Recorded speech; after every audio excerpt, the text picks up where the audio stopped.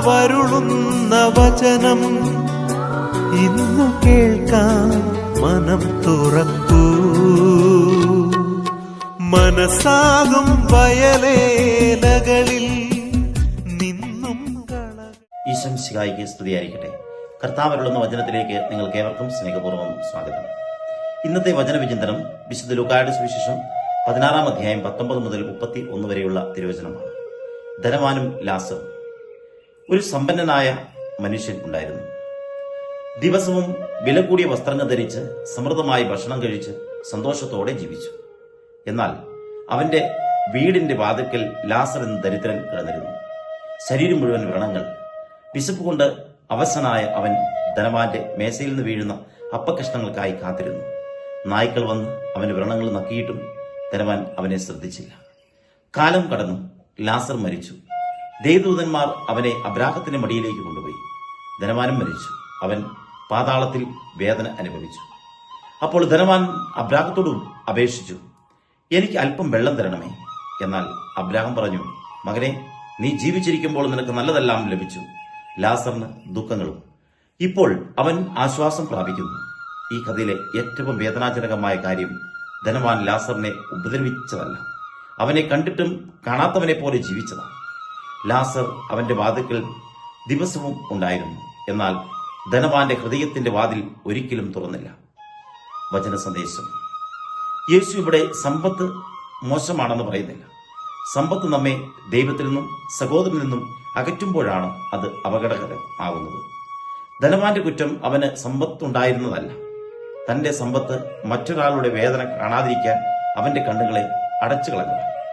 ലാസർ ധനവാന്റെ വാതിൽക്കൽ കിടന്നത് ഒരു യാദൃച്ഛികമല്ല. അത് ദൈവം നൽകിയ ഒരവസരമായിരുന്നു, സ്നേഹിക്കുവാനും പങ്കുവയ്ക്കുവാനും കരുണ കാണിക്കുവാനും. എന്നാൽ ആ അവസരം അവൻ നഷ്ടപ്പെടുത്തി. ഇന്ന് നമ്മുടെ ജീവിതത്തിലും അനേകം ലാസർമാർ നമ്മുടെ വാതിൽക്കൽ വരുന്നു. സഹായം ആവശ്യമുള്ള ഒരാൾ, ഏകാന്തനായ ഒരു വയോധികൻ, സ്നേഹം കാത്തിരിക്കുന്ന ഒരു കുട്ടി, ആശ്വാസം തേടുന്ന ഒരു സുഹൃത്ത്, വിശപ്പുള്ള ഒരാൾ. ദൈവം ചോദിക്കുന്നത് നിനക്ക് എത്ര ഉണ്ടായിരുന്നു എന്നല്ല, നിനക്ക് ഉണ്ടായിരുന്നതിൽ നിന്ന് നീ എത്ര സ്നേഹം പങ്കുവച്ചു എന്നതാണ്. ജീവിത സന്ദേശം. 1. കാണുന്ന കണ്ണുകൾ വേണം, ചുറ്റുമുള്ളവരുടെ വേദന കാണാതെ ജീവിക്കരുത്. 2. ഹൃദയത്തിന്റെ വാതിൽ തുറക്കുക. നമ്മുടെ വീടിന്റെ വാതിൽ തുറന്നിരിക്കാം, പക്ഷേ ഹൃദയത്തിന്റെ വാതിൽ അടഞ്ഞിരിക്കുന്നത്. 3. നന്മ ചെയ്യുവാനുള്ള അവസരം നീട്ടിവെക്കരുത്.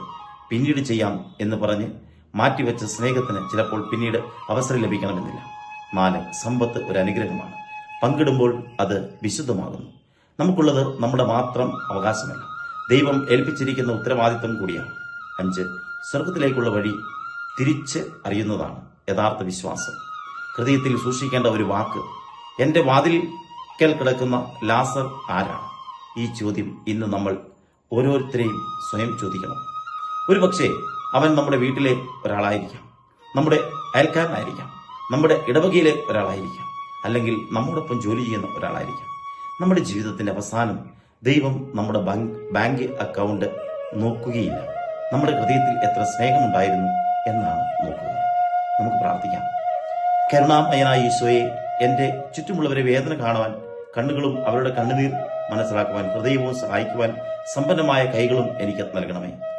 എന്റെ സമ്പത്തിലും സമയത്തിലും കഴിവുകളിലും മറ്റുള്ളവരുമായി പങ്കിടാൻ എന്നെ പഠിപ്പിക്കണമേ.